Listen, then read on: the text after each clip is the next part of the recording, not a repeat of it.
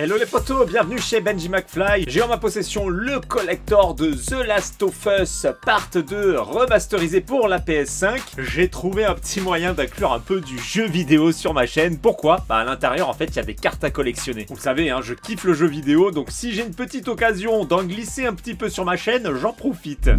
Pour info, le coffret coûte 109,99 €, mais il était en rupture très rapidement. Et il était vendu exclusivement sur le site direct.playstation.com. Bon, moi j'ai réussi à le choper parce que j'ai spammé la touche F5 le jour de sa sortie. Et voilà, j'ai eu mon petit exemplaire, je suis tout content. Il est temps de découvrir le contenu de ce coffret collector The Last of Us 2 remasterisé. Alors le scotch il est où? Il est de ce côté. Le coup de cutter c'est ouvert, du moins pour le colis. Ouverture du capot.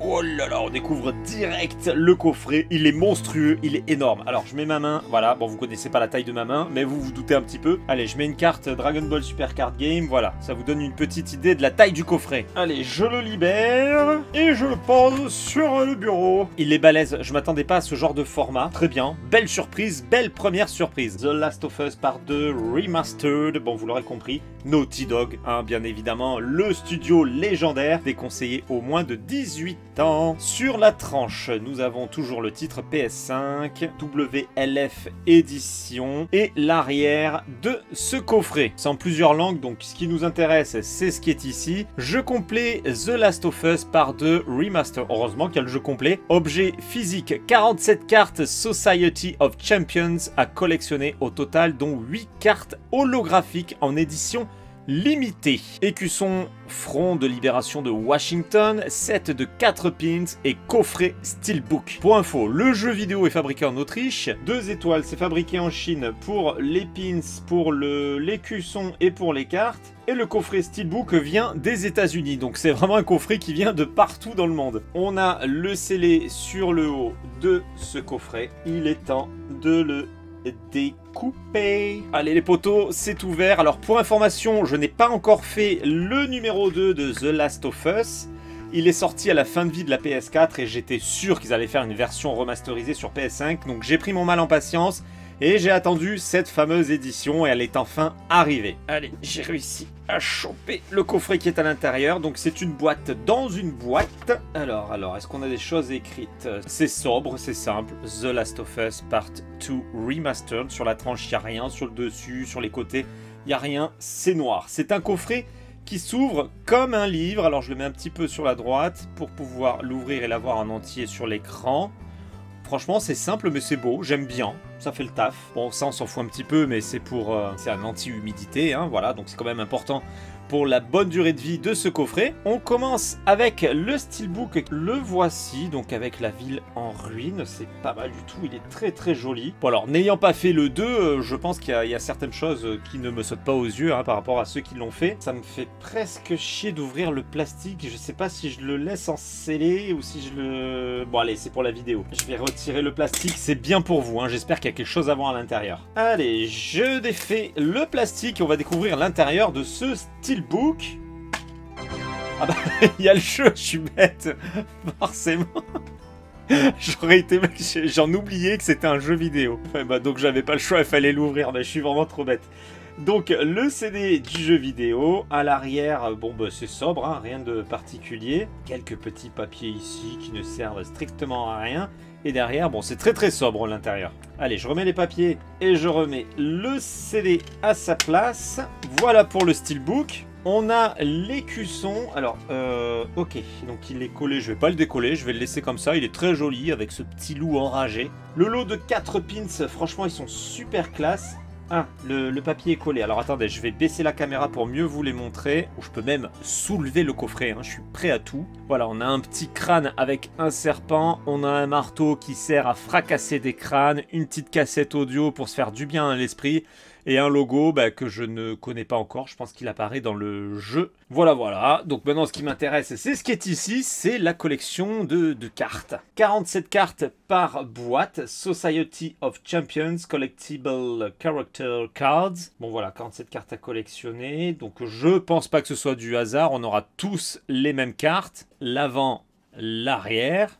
Crown, la couronne. Et dessous, bon bah le logo de Naughty Dog qui nous confirme un petit Made in China. J'ouvre, voilà, le petit paquet est ouvert et on va découvrir l'intégralité des cartes de ce coffret. Alors on est sur un style un petit peu comics, Arch Enemy. Est-ce qu'il y a une autre face? Oui. Alors du coup, est-ce que c'est un jeu? Ça a l'air d'être un jeu, mais je pense pas qu'il y ait grand monde qui va jouer avec ces cartes-là. Hein. C'est plus de la collection. Juste par curiosité, dans quel sleeve ça rentre? Je vais essayer avec les sleeves des cartes japonaises. Non, les cartes japonaises sont plus petites. Donc on va prendre une sleeve de cartes type Dragon Ball, Super Card Game ou l'Orcana, hein, ça a l'air d'être le même format. Voilà, effectivement, c'est la bonne taille pour les sleeves comme Dragon Ball Super Card Game. Allez, on continue. Bon, ça fait vraiment très BD, très comics. Je m'attendais pas à ce genre de carte, je vous l'avoue. Oh, Stranger, je ne sais pas comment ça se prononce. Allez, hop, on regarde l'autre face. Beyond, Bat Mandar,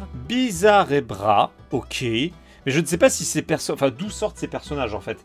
Brainstorm, Candelabra, est-ce qu'il y en a qui apparaissent dans le jeu? Pas du tout. Est-ce qu'il y a un clin d'œil sur des comics dans le jeu? Je ne sais pas, bah, je le découvrirai en faisant le jeu.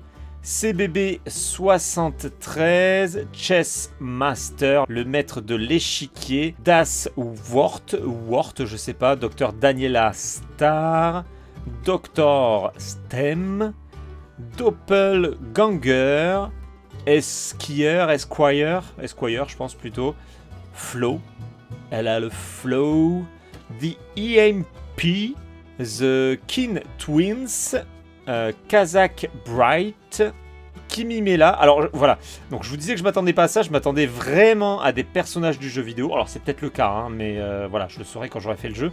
Mais je m'attendais à autre chose en termes de personnages et de visuels. Alors le côté comics, pourquoi pas, hein, ça ne me dérange pas du tout. Mais en termes de personnages, je m'attendais à quelque chose de vraiment plus ciblé The Last of Us, avec les personnages du jeu, peut-être des objets, des paysages qui apparaissent dans le jeu, des ennemis, enfin voilà, je m'attendais vraiment plutôt à ça. Je pense que c'est un jeu qui doit apparaître dans le jeu vidéo, hein. Est-ce qu'il y a un jeu de cartes dans le jeu vidéo? Bref. Pour l'instant, je n'en sais rien, et vous le savez sûrement mieux que moi, parce que je pense qu'il y en a beaucoup qui ont déjà fait le jeu. Cephalofad, ok, je sais pas. Seismikaila, ok. Sergent Frost, Shift, Spark Tug, Star Sign, Tanager, Tatuage, Tormentra, ouais, Washumero, ok. Ah, on arrive sur les cartes holographiques. Bon, déjà, c'est un petit peu plus intéressant. Ouais, par contre, c'est très très holographique. On a du mal à voir les personnages. On voit quasiment rien, c'est fou.